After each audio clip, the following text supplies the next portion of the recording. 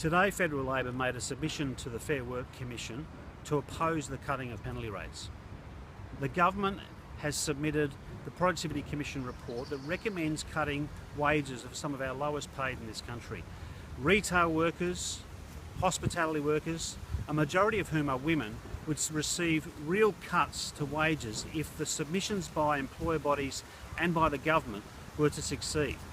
Now, we think it's very unfair during a time where wage growth is at its lowest in 25 years, when our society is more unequal today than it has been for 75 years, that we see people on low and middle income suffering real wage cuts. We think it's unfair because they're struggling to make ends meet as it is, struggling to pay the bills, put food on the table, pay the car rego, pay for the rent, the mortgage.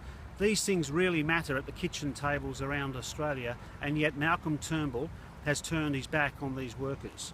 We also think it's unfair that when people deprive themselves time with their family, with their kids, with their parents and grandparents, and work on weekends, they are not recognised. We believe penalty rates not only helps make ends meet, but it recognises the work people do when most of us are able to take some leisure time, some family time, some time to enjoy ourselves with friends and of course with others. So Labor is utterly opposed to cutting penalty rates.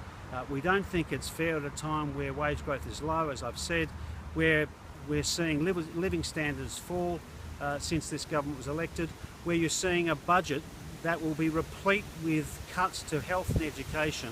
On top of that, to see a cut to your real income is going to make it harder and harder for Australian workers and their families to make ends meet.